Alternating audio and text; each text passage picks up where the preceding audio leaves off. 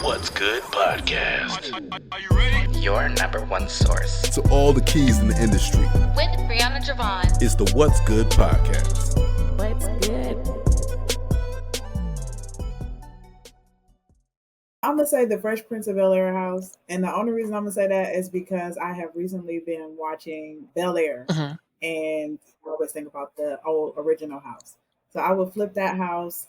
Why? Because it's huge. It's famous. Everybody knows it. It'd be fun to recreate kicking somebody out the front door and then entering and looking at what I've done inside. And what that means to me is that I've always been able to help myself and others solve complex or simple problems just by being resourceful, just by finding the answers. I realized that I was resourceful because I would often get away with writing book reports for books that I didn't read. No. I had never, it hit me like a ton of bricks because I had never worked that hard to still not find a job. And a big piece that was missing for me as a realtor was being able to be informative on the financial part of the purchase.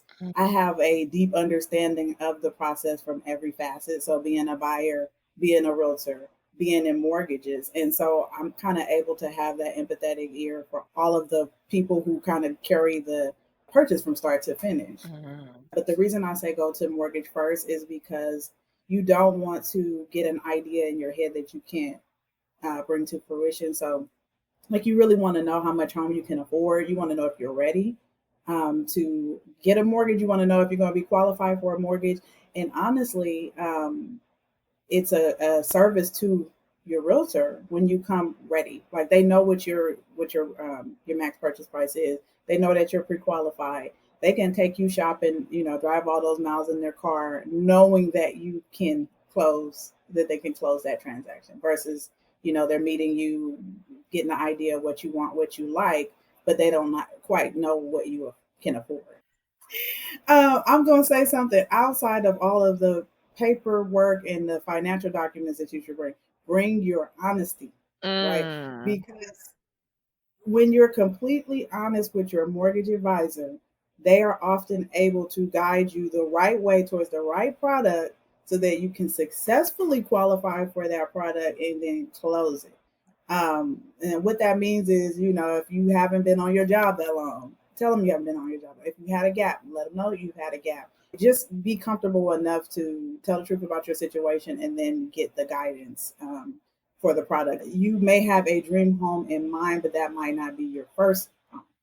That first home could possibly be leveraged later on to get you to that dream home. You could leverage a FHA and buy a 1 through 4 unit complex, rent out the others, become, a landlord while you're building up enough funds and equity and all of that so that you can later leverage that to get that dream, to get that Fresh Prince of Bel-Air house that you want. I know that's right. So DTI is your debt to income ratio, and that's basically looking at all of your monthly obligations against what you bring in every month. So how much money do you actually have left to pay for a mortgage after you paid your credit cards, your student loans, your child support, like all of your regular monthly obligations. Mom had been paying the rent. Kids thought that mom was paying the mortgage. Mom was one of those strong moms who really didn't bring her kids into her financial struggles until it got to the point that it was, it got to a point where she had to. And that point was because the owners wanted to sell the property. So in the meantime, they had been doing home improvements to that property, had done some things in the kitchen, done work, put a lot of sweat equity and time into that property. And so the mom could not qualify for a mortgage.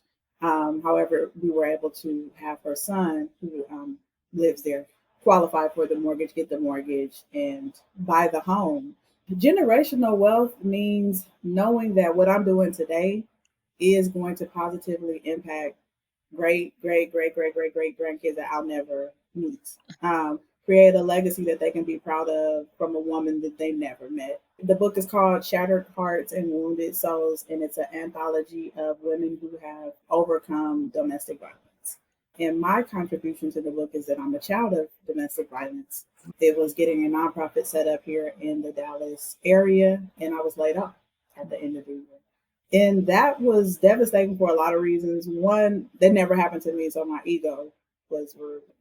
And I realized that the time and the energy and the effort and the esteem and the motivation and all the things that I thought that I was getting from that role um, were things that I was given to the role, given to the organization, given to everyone else, and not given to me.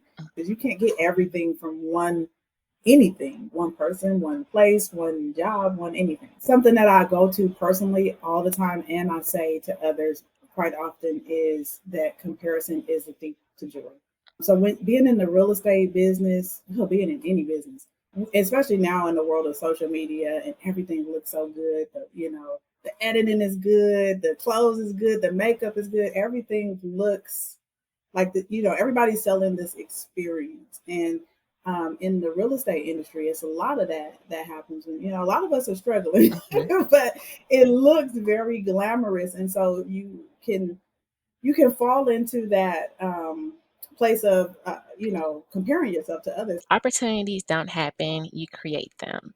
And this is by Chris Grosser, because I think a lot of times when we see those downfalls, we're stuck on those downfalls versus seeing what God has over here. It could be amazing, the green, the money, the opportunities, the network. There's so many different things on this end versus looking how sad and gloomy things are on this end. So instead of like waiting for an opportunity or looking for something in that exact space, I really just like had to go inside and like, what can I pull from that experience? People that I've met. Well, most of my opportunities have come out of my creation. So you have to create these opportunities for yourself. Thanks for joining us for another episode of What's Good podcast with your girl, Brianna Javon. If you found today's discussion inspiring, don't forget to hit the subscribe button on your preferred podcast platform. Explore additional resources on our website at whatsgood-productions.com and find our social media links listed in the show notes. Stay tuned for more captivating stories ahead. Until next time, stay blessed and keep uplifting your community.